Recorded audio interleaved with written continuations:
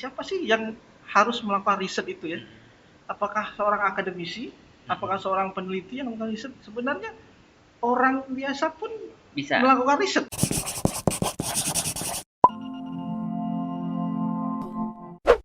Halo, selamat pagi para podcast Unaja kita. Sudah lama nih saya nggak sebagai host di sini. Biasanya udah digantiin oleh Bu Puji ya dan kawan-kawan yang lain. Tapi kali ini saya mau menjadi host karena asik gitu judulnya.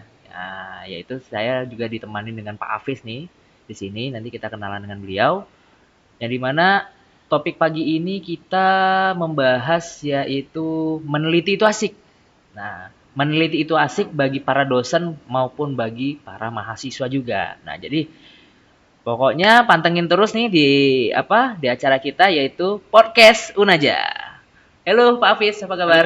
Halo. Sehat, alhamdulillah Pak. Oke, Pak, ngopi dulu Pak. Iya. Ini mumpung masih pagi Iya. nih. Betul. Kopi Unaja nih ya.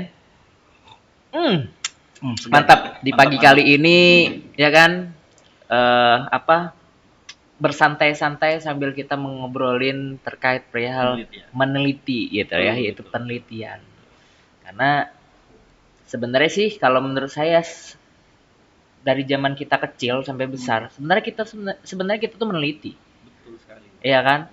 Misalkan contoh nih, meneliti apa ya, kayak kalau misalkan dari bayi, bagaimana sih dia bisa berjalan? Pasti dia melakukan penelitian sendiri bagi dirinya sendiri, ya nggak? Betul. Ya kan? Kemudian kayak mana ya saya bisa untuk ngomong kan kayak gitu. Betul. Dia kan pasti meneliti sendiri dan itu penelitian yang dia kerjain tuh karena apa ya? Karena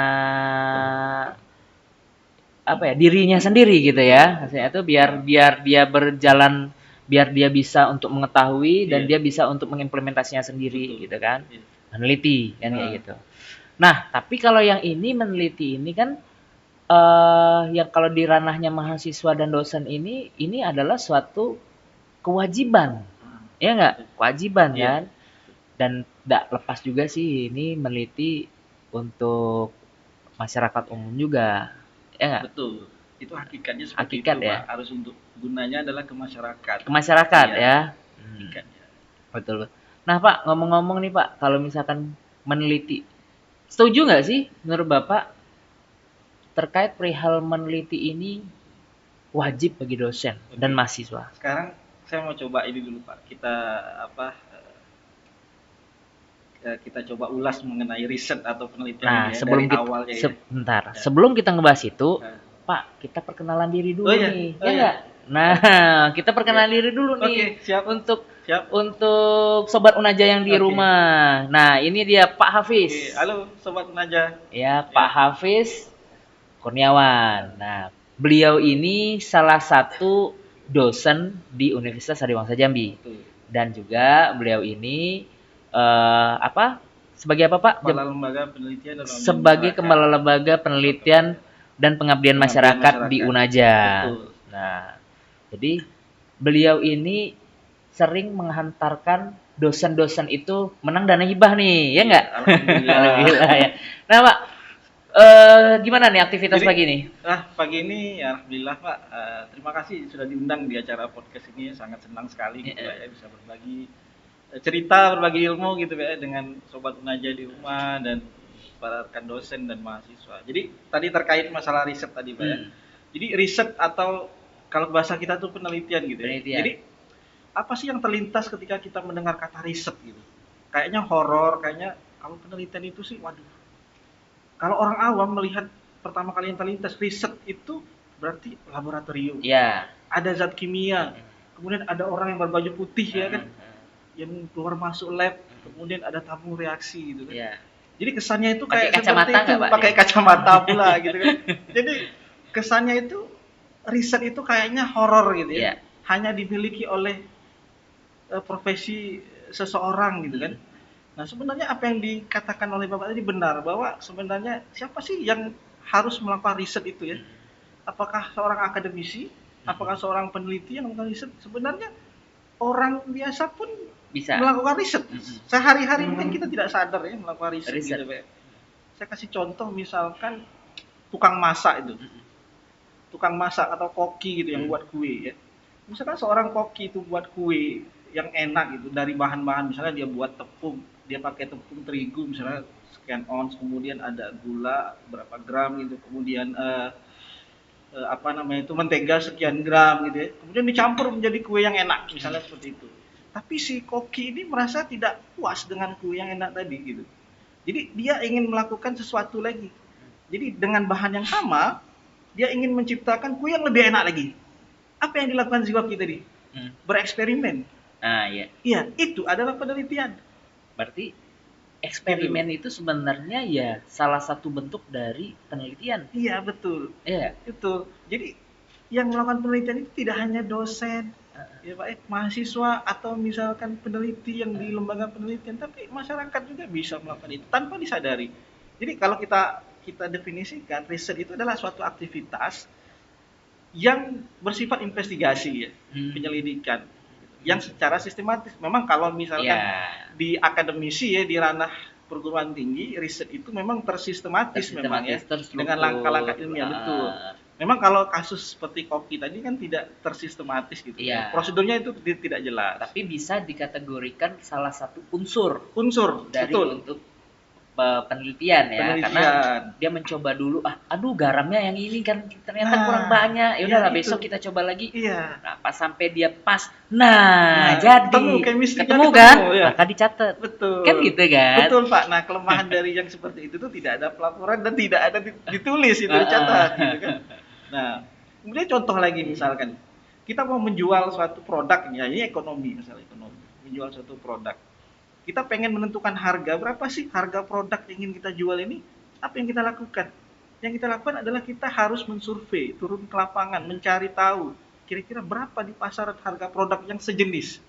Nah itu adalah proses riset. Iya. Itu proses riset itu. Tanpa disadari, tukang sepatu misalnya kan, tukang membuat baju itu adalah mereka melakukan riset sebenarnya gitu. Iya. Tanpa disadari oleh mereka gitu. Jadi yang melakukan riset tuh semua orang bisa. Semua orang bisa ya. Nah, cuman hanya saja riset yang memang yang alangkah baiknya riset yang memang udah dilakukan itu memang dituang. Betul. Dan kemudian dipublikasi. Betul. Ya kan? Tapi kan kalau terkadang tuh gini, ada orang membuat riset, tapi untuk dirinya sendiri. Betul. Nah, apakah itu bisa dikategorikan suatu penelitian bagi dirinya sendiri? Oke. Kalau ini masalah kegunaan riset itu ya. Jadi kita jangan salah kaprah bahwa sekarang ini kan yang terlintas yang ada di pikiran itu bahwa riset itu untuk apa sih? Yeah. Ya. Kalau sekarang ini bahwa riset di perguruan tinggi, riset untuk meneliti. Meneliti untuk penelitian atau misalkan riset untuk call for paper, Pak. Yang paling banyak terjadi sekarang ini. Jadi hakikat makna atau manfaat dari riset itu sebenarnya adalah for human life kan, untuk kehidupan manusia sebenarnya riset itu. Nah sekarang ini banyak yang salah kaprah, jadi riset itu hanya untuk memenuhi kewajiban saja gitu kan. Banyak riset-riset yang handal, yang bagus, karya-karya hasil penelitian yang bagus, yang dipublikasi di jurnal-jurnal internasional, Q1, Q2 misalkan, tapi tidak bermanfaat banyak terhadap masyarakat gitu. Nah ini yang jadi masalah sekarang ini. Walaupun penelitian itu hanya sederhana saja gitu kan, dipublikasinya di jurnalnya tidak sebagus Q1, Q2, tapi berguna di tengah masyarakat, itu dampaknya luar biasa, Pak.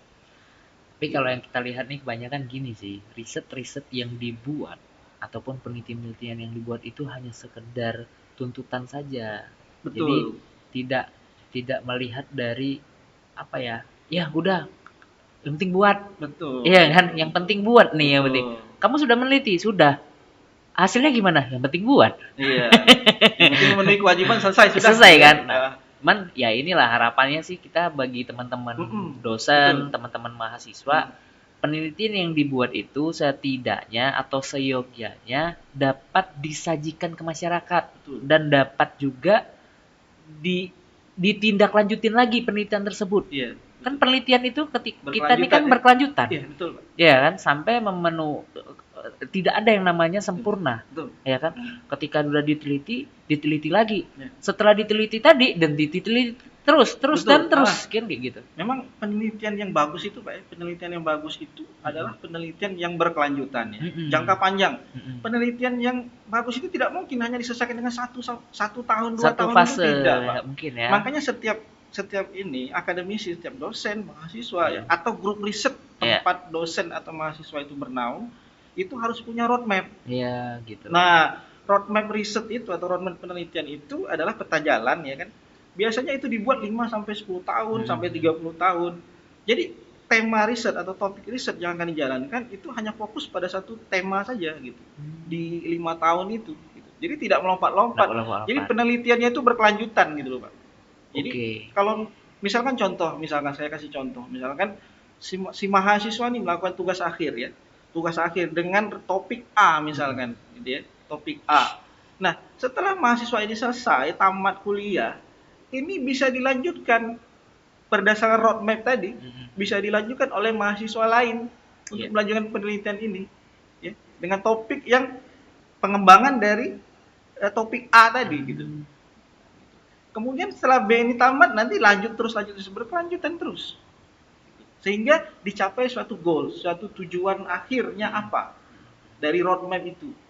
Misalkan tujuan akhirnya apa? Misalkan menjadikan Universitas Adiwangsa Jambi sebagai pusat studi di bidang misalkan bidang gizi misalkan, atau bidang farmasi atau misalkan teknologi obat dan lain sebagainya, itu bisa seperti itu. Itu yang tujuan dari dibuat roadmap itu seperti itu.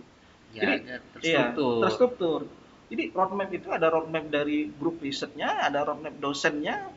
Nah, itu yang pribadi dari dosen gitu. Nah, sekarang gini, boleh nggak sih sebenarnya, kan tadi kan Bapak nyampaikan bahwasanya Bapak tadi nyampaikan terkait perihal penelitian, khususnya dosen ataupun mahasiswa itu kan mengikuti suatu roadmap. Betul. Iya kan. Alangkah baiknya dan bagusnya itu menggunakan roadmap. Betul. Kalau dosen wajib lah itu harus menggunakan roadmap ya. Karena dia akademisi. Bisa nggak sih sebenarnya roadmap yang dibuat itu banyak topik, banyak tema. Misalkan contoh nih, ada salah satu dosen, dia membuat suatu roadmap yang nilai outputnya nanti ke apa ya, misalkan tentang sayur mayur, ya kan, sayur mayur organik, pengolahan sayur mayur organik, sampailah nanti larinya ke kebijakan, kan kayak gitu. Kemudian yang satunya lagi dia ngebahas terkait perihal masalah membahas terkait perihal bagaimana sih ini dari unsur tanah, dari unsur tanahnya, tapi nggak jauh lepas dari sayur mayur. Tapi kan ini kan outputnya pasti jauh nih, berbeda. Nah, itu gimana? Jadi apa yang Bapak sampaikan itu benar ya.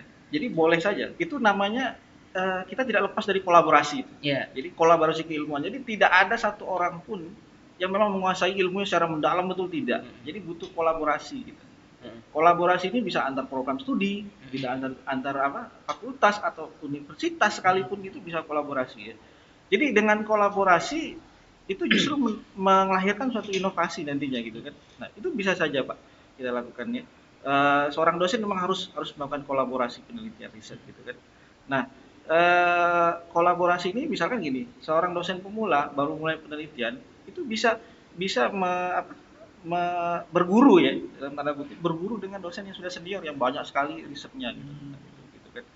Nah, roadmap itu juga boleh kita buat, misalkan roadmap itu bisa dibuat dengan berbagai macam itu topik ya, topik misalnya roadmap A, roadmap B, C gitu kan, tapi memang saling berkaitan. Gitu. Ya, saling berkaitan ketiganya. Itu yang masuk kolaborasi. Antar grup riset itu boleh kolaborasi antar grup riset. Dan memang disarankan. Ya, betul disarankan. Nah, grup riset di perguruan tinggi itu kelompok kecil sebenarnya. Kelompok kecil yang anggotanya itu hanya terdiri dari dosen dan mahasiswa.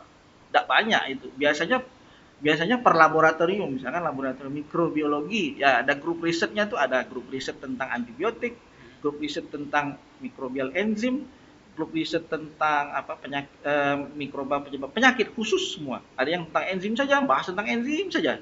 Yang ada grup riset tentang penyebab penyakit aja gitu. Semua itu spesifik. Ya, tapi tidak menutup kemungkinan kalau misalkan saya nih, bidang saya kebetulan mikrobial enzim gitu kan. saya ingin melakukan riset khusus untuk merekomendasikan misalkan ya. Jadi saya maunya hasil riset saya ini menjadi referensi untuk mengambil kebijakan bagi pimpinan perguruan tinggi misalnya gini. Saya ingin penelitian begini.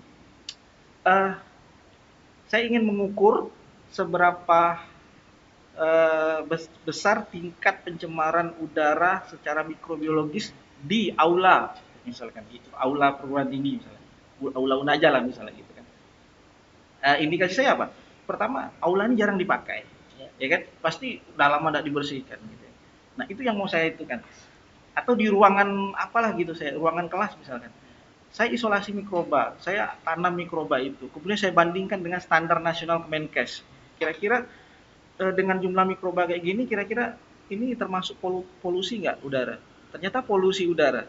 Itu menjadi rekomendasi hasil tadi ke pimpinan perguruan tinggi bahwa ruangan-ruangan ini harus sering dibersihkan. Nah, itu rekomendasi kan untuk itu tujuannya riset itu, manfaat riset itu kan. Menjadi pengambil kebijakan nantinya harusnya seperti itu. Itu di tingkat ini loh, tingkat perguruan tinggi. Nanti kalau tingkat daerah nanti lebih besar lagi kita. Oke, berarti intinya riset yang dimaksud tersebut bahwa terstruktur, ya kan, tersajikan, betul. Ya kan, dan dipublikasikan. Betul, dipublikasikan. Ya kan? Nah, tujuan dipublikasikan itu sebagai bentuk dari rekomendasi, betul, referensi ya kan, ataupun penindaklanjutan untuk peneliti lanjutan lainnya, ya nggak? Atau misalkan ada program yang ingin dicanangkan oleh pemerintah, butuh kajian akademis, itu jadi rekomendasi untuk pelaku-pelakunya nantinya kan mengambil kebijakan gitu, seperti itu gitu. Nah, banyak nggak sih Pak Bapak menghadapin suatu dosen yang memang sampai saat ini bingung dia mau meneliti apa? Iya, selama ini banyak Pak, banyak ya, yang memang untuk apa sih meneliti itu gitu kan? Kalau pertanyaan kan besar itu, apa sih meneliti gitu kan? Kenapa tidak meneliti? Alasannya itu macam-macam. Iya. Ada saya nggak percaya diri Pak. Yang kedua, waktu nggak ada.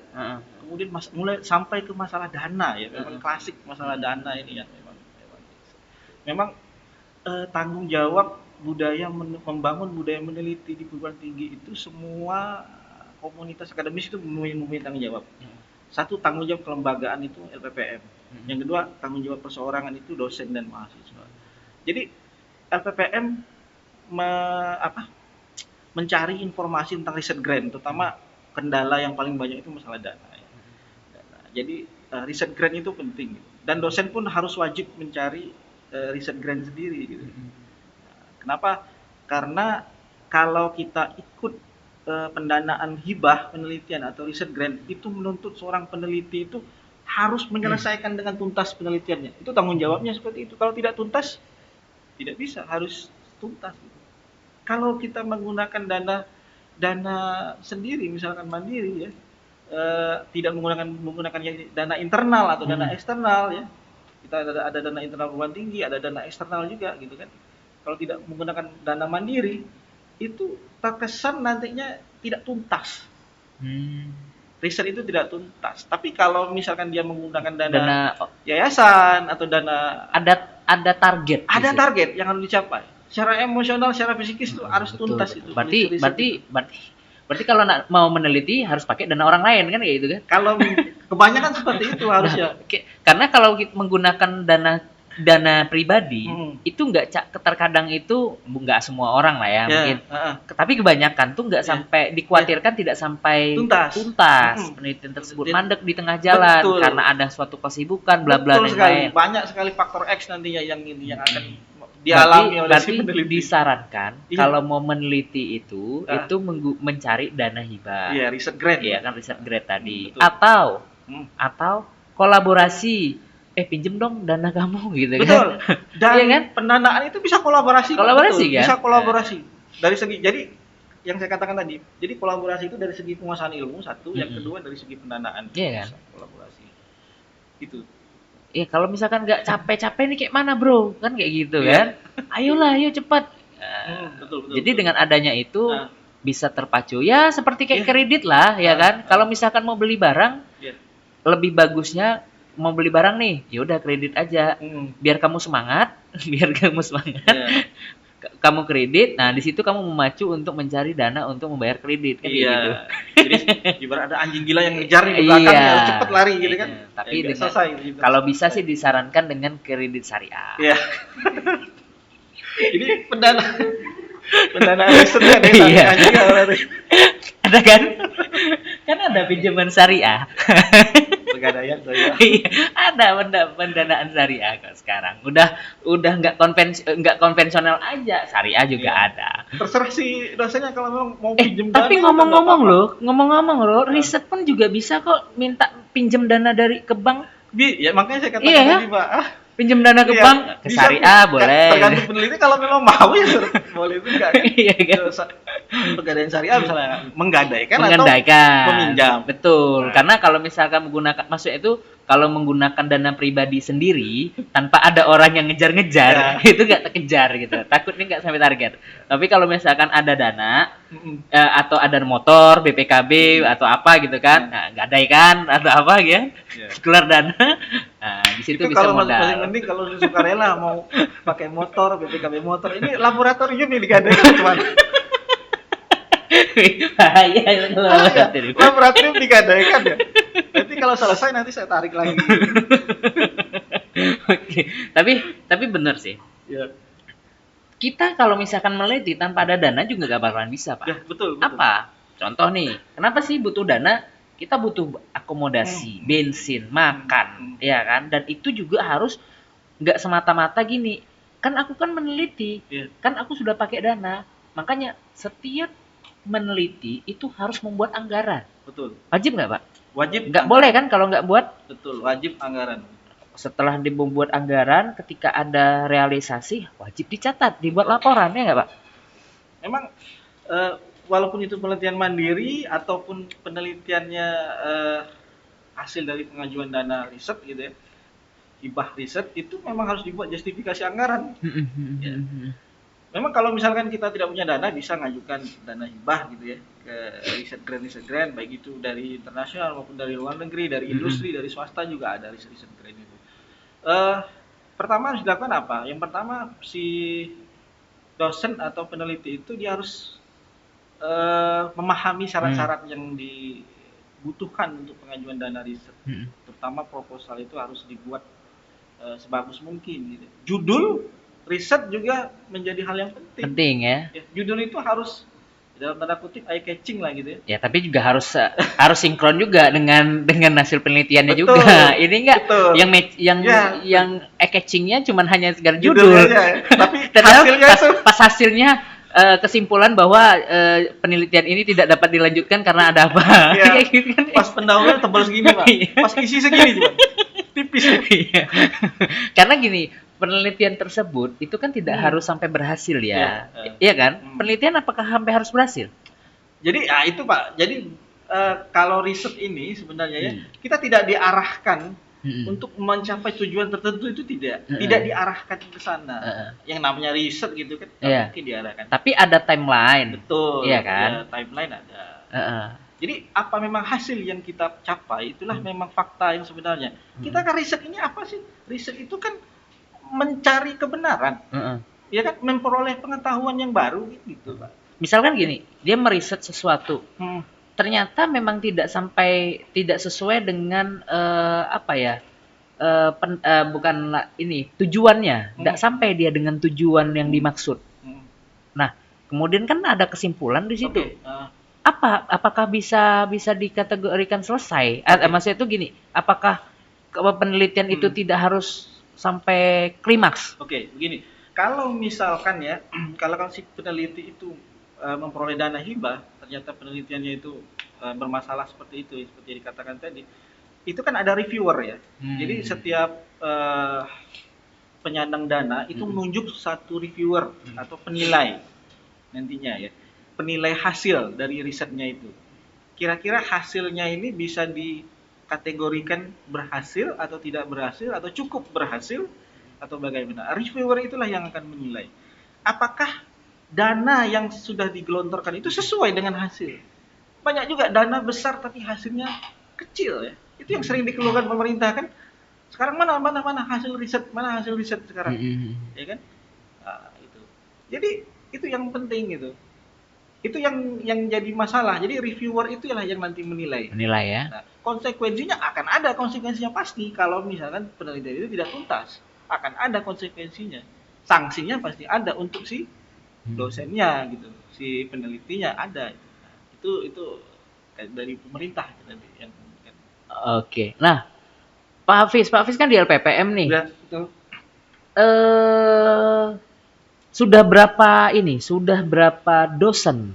Kalau total nih, dosen yang sudah mendapatkan dana hibah dari awal nih. Oh iya, dari sekarang ini sih, kalau tahun ini saja ada 15. Kalau awal kan kalau nggak salah baru 3. 3 ya. Awal 3. Terus tahun 2000 itu tahun 2016. 16. 18 Pak. 16 terima 2017.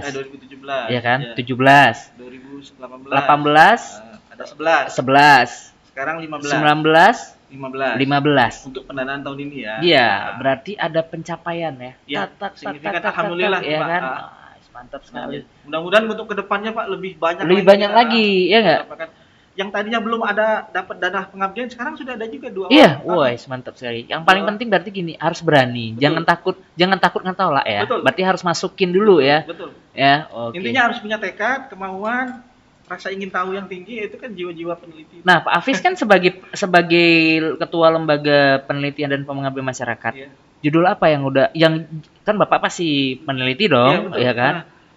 Dari semua yang Bapak teliti ini, apa yang menurut Bapak judul penelitian yang menurut Bapak oke? Yang fenomenal yang fenomenal gitu loh, iya. yang sudah Bapak teliti gitu. Yang saya teliti itu yang menurut saya ya fenomenal ya. Saya meneliti tentang enzim. Enzim ini dihasilkan oleh mikroba. Mikrobanya itu bakteri. Bakterinya asalnya dari sumber air panas. Yang saya ambil dari semerup di Kerinci. Ya. Itu saya ambil enzimnya namanya protease. Jadi ada bakteri yang bisa menghasilkan suatu enzim protease. Enzim ini mampu menguraikan protein, namanya aja protease. Jadi menguraikan protein. Berarti kalau menguraikan protein bisa bisa berkurang kadar proteinnya itu maksudnya. Nah, jadi begini, Pak. Jadi karena dia bisa menguraikan protein, ya, bakteri ini, enzim ini. Jadi enzim ini banyak diaplikasikan dalam dunia industri. Oh, seperti? Misalkan dia bisa sebagai pembersih kontak lens. Enzim ini. Kemudian yang kedua, dia bisa menjadi sebagai zat aditif deterjen, zat tambahan deterjen. Kenapa? Alasannya karena begini. Deterjen itu ada bahan bakunya namanya surfaktan. Namanya zat kimia itu campuran zat kimia namanya surfaktan. Itu memiliki kadar basa yang tinggi. Kemudian juga sudah dicoba dengan beberapa enzim yang tidak tahan panas, termostabil dan tidak tahan kadar basa yang tinggi, hancur enzim tadi. Ya. Nah, sekarang ada enzim alternatif termostabil dari air panas yang kalau terkena panas pun dia tidak akan hancur enzim ini karena sudah tahan panas. Kemudian pada kadar basa yang tinggi pun dia tahan. Terhadap surfaktan atau bahan baku deterjen pun dia tahan. Jadi bisa bekerja kolaborasi antara si enzim tadi dengan zat aditif deterjen dengan surfaktannya deterjen tadi. Untuk menghasilkan? Oke, kalau misalkan surfaktan itu melepaskan kotoran tadi dari serat kain, enzim ini menghancurkan sehingga dia tidak balik lagi ke serat kain. Oh, dia mengurai tadi. Betul, itulah karena salah satu tadi ya. Karena kotoran itu ya salah satunya protein tadi. Protein tadi. Oke, berarti Pak kayak misalkan katarak bisa juga dong? Kenapa? Katarak. Kalau katarak beda, Pak. Beda ya? Karena kan katarak kan ada protein ya yang di dalam matanya. Ya, jenis proteinnya berbeda. Oh, beda. Beda, jenis proteinnya berbeda. Oke, kalau ini memang khusus untuk kotoran yang sifatnya kotoran inilah ya, lantai ya kan, dinding, kain ya. Sebagai zat tambahan di deterjen itu yang menurut saya itu. Nah, Pak, ini kan Sobat Unaja kan pasti pengen tahu nih, sebenarnya penghargaan apa aja yang udah Bapak dapat nih?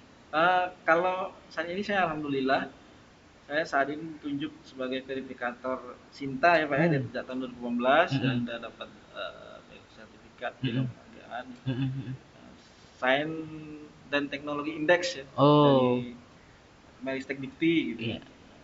Kemudian saya juga sekarang alhamdulillah dipercaya sebagai editor jurnal Sinta 3 di Universitas Nurul Jadid, Mm-mm. di apa nama jurnalnya Aturas gitu. Oh, oh, oh. Itu sih Kak. Itu apa? Kalau Cinta Tiga yang di Nurjati itu lebih ke agama Islam berarti. Iya, saya sebagai editornya. Editornya. Bukan Oke. reviewernya. Oh, editor. Oh, Editor ya. editor. Oke, baik. Dan Bapak juga saat ini sedang ini ya, study Iya, S3 lanjut, ya. di ya S3 mudah-mudahan cepat selesai. Iya, semoga cepat selesai Ya. ya kan. Biar cairnya cepat juga ya. Nah, Pak, ini sebelum kita mau menuju ke closing ya kan kata si tim-tim ini ya, Pak, udah gitu ya. Iya, Nah, waktunya udah habis ya. ini Pak, kita pengen tahu nih, itu ada pertanyaan dari pemirsa. Nah, itu boleh kita jawab dulu tuh. Dari ini apa? Instagram ya? Instagram. Ini ada Instagram dari @wardani_kusuma23. Apa sih definisi penelitian menurut Bapak dan hal apa saja yang harus diperhatikan untuk memahami suatu penelitian? Oke, saya langsung jawab aja. Jadi, menurut saya kalau penelitian dengan bahasa saya sederhana saja, penelitian itu aktivitas atau kegiatan yang bersifat investigatif, apapun itu, investigatif yang tersusun secara sistematis, ya kan? Dan dengan menggunakan langkah-langkah ilmiah dan bisa dipertanggungjawabkan hasilnya, itu namanya penelitian riset. Atau dengan bahasa sederhana aja lah, apa sih riset itu? Riset itu adalah upaya untuk memperoleh kebenaran kan, dari suatu kejadian atau fenomena yang kita amati, itu aja sebenarnya riset. Atau misalkan lebih gampangnya lagi, riset apa sih? Riset adalah menguji hipotesis, sudah itu aja. Gitu. Hipotesis itu apa? Hipotesis kan dugaan. Iya, Contoh dugaan. misalkan gini, saya mau keluar rumah, ternyata saya lihat Hujan, mendung, terus angin kencang. Heeh. Hipotesis saya, wah ini kayaknya Hujan. Apa yang saya lakukan supaya hipotesis saya itu diterima atau benar gitu? Saya udah riset kan, ini benar nggak hujan nantinya? Ternyata nggak hujan, berarti hipotesis saya ditolak. Itu sebenarnya riset itu. Oke, nanti dapat ini ya. Dapat apa? Giveaway dari kita ya. Apa ya giveaway-nya? 1 buah notebook. Itu. Ya enggak? Notebook kan? Iya. Notebook dari Unaja. Oke. Iya. Nah, ada lagi nggak pertanyaan lain? Nggak ada? Oke, baik. Nah, jadi kalau misalkan mau dapetin hadiah, ya kan, ada notebook, giveaway ya namanya ya di sini. Kalau mau dapetin giveaway, bagi-bagi giveaway kita, nah yang paling penting adalah kalian harus ada namanya pertanyaan, ya kan? Dan pertanyaan itu setiap yang bertanya maka akan mendapatkan bingkisan dari kita yaitu notebook ataupun jam dinding cantik dari Unaja. Nah, itu Pak Hafiz. Nah, Pak, satu lagi Pak, terakhir nih. Pesan dari narasumber katanya untuk penelitian pemula. Nah, sebenarnya apa sih sebenarnya kiat-kiat yang harus dibangun untuk peneliti pemula? Kayak dosen-dosen pemula, dosen kan ada PDP ya, penelitian dosen pemula, mahasiswa pun juga gitu loh. Apa sih kiat-kiat langkah awal? Pertama adalah yang harus dilakukan adalah kita harus punya tekad dulu. Ya. Tekad, kemauan, ya, kemudian kecintaan ya terhadap apa yang ingin kita teliti, itu yang harus kita punya dulu. Satu. Kalau kita tidak punya itu, kita tidak akan bisa meneliti. Waktu juga nggak? Waktu juga penting. Punya waktu juga. Punya waktu ya. Nah, yang kedua adalah kita harus rajin-rajin mencari informasi riset grant. Riset grant. Memang LPPM memang tugasnya memang untuk mencari informasi itu dan nanti disampaikan ke dosen. Tapi dosen juga harus aktif mencari riset grant itu, baik dari dana-dana internal perguruan tinggi, kemudian dana dana eksternal, industri ya, dana swasta atau pemerintah, itu yang harus kita lakukan. Yang kedua. Kemudian yang ketiga, pelajari apa persyaratan yang menjadi prasyarat dari pemberi dana. Jangan sampai satu syarat pun kita lewatkan gitu, sehingga proposal kita ditolak. Itu satu. Yang keempat, terkait masalah proposal penelitian. Ini yang jadi masalah, kenapa proposal penelitian saya ditolak Pak gitu kan. Karena banyak sekali pertimbangan dari reviewer itu. Pertama, melihat dari banyak judul riset itu yang bersifat duplikasi. Duplikasi sama gitu ya. Betul. Jadi maksudnya begini. Misalkan saya ambil contoh judul tindakan kelas pada kelas 3 SMP A misalnya gitu ya. nanti ada lagi tindakan kelas pada kelas B SMP B misalnya gitu. itu lagi kan. Jadi harus mempunyai yang baru gitu, judul yang baru. Makanya kekinian itu penting, novelty itu penting. Kemudian kita harus tahu, kita harus banyak membaca jurnal atau artikel ilmiah, terutama tentang bidang kita itu. Sehingga kita bisa menemukan gap di sana. Yang kata orang state of the art-nya harus ada, gap-nya harus ada. Kita harus banyak baca jurnal ilmiah yang 3 tahun terakhir tentang topik yang akan kita ini. Supaya Topik kita yang bisa hampir dapat sama, betul, ya. dapat inspirasi, dapat gap di sana, menghindari duplikasi. Jadi kita Betul. kita bisa membuat suatu beda dari penelitian sebelumnya. Betul. Ya kan? Penelitian sebelumnya menggunakan metode ini, mungkin kita menggunakan metode yang lain. Betul. Ya enggak? Dan nanti bisa dibuatkan suatu kesimpulan bahwasanya dengan menggunakan metode ini nilainya bla bla bla bla ya gitu ya, Pak ya. Nah, itu dia Sobat Unaja. Jadi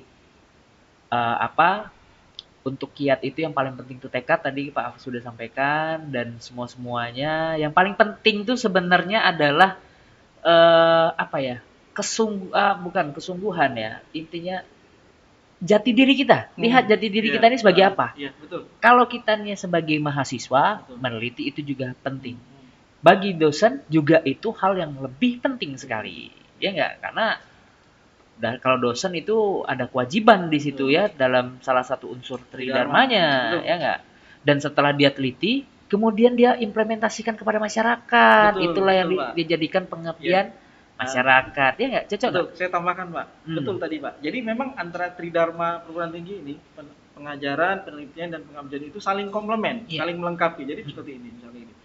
Penelitian, dengan melakukan penelitian itu mengupdate bahan ajar. Pengajaran menjadi terupdate ya, dengan meneliti, menambah khasanah pengetahuan dengan penelitian. Satu. Nah, penelitian juga itu bisa diaplikasikan menjadi pengabdian masyarakat. Nah, ya, kemudian kebalikannya lagi, dengan banyak melakukan pengajaran itu menginspirasi untuk melakukan riset, ya, topik-topik riset gitu. Nah, pengabdian masyarakat gitu. Dengan melakukan pengabdian masyarakat nanti akan muncul inspirasi untuk melakukan penelitian. Betul. Jadi saling komplement antara tiga unsur tridharma tadi ya. Nah, itu dia Sobat Unaja. Oke, sudah ngerti kan? Paham kan? Udah, nanti tolong dikumpulkan tugasnya. Oke, baik itu Sobat Unaja. Nah, itu dia tadi bincang-bincang pagi kita di podcast Unaja ini bersama Pak Hafiz, Ketua Lembaga Penelitian Pengabdian Masyarakat, ya, dan yang beliau sangat mengabdi, mendedikasikan dirinya untuk kepada dosen, untuk dosen tersebut aktif untuk penelitian dan mendapatkan dana hibah, ya kan? Dan saat ini belum cairan ya Pak ya? Belum. Pengabdian sudah cairan. Pengabdian sudah. Pengabdian duluan. Kok bisa gitu? Itu kan ada satu sebab sih. Gitu. Ya udah, itu urusan mereka lah di atas lah ya. Yang paling penting bagi para dosen, ya kan, semangat dan terus pacu untuk meneliti. Ya enggak? Betul. Ya, dan pastinya dengan meneliti itu kita lebih kreatif, lebih inovatif, ya kan, dan bisa untuk bermanfaat bagi masyarakat. Oke, Pak Hafiz, terima kasih. Terima kasih. Ya kan, atas informasinya dan bincang-bincang kita pagi ini. Oke, itu dia podcast Unaja. Sudah kita dengerin, ya kan, perbincangan kita bersama Pak Hafiz, ya kan, selaku Ketua LPPM, dan pastinya pantengin terus kegiatan-kegiatan kita di podcast Unaja. Pastinya kita akan mendatangkan narasumber yang paling asik sekali. Oke, ini dia saya Ade Oktavianus sebagai host Unaja, pamit undur diri. Dadah, bye-bye. Dadah.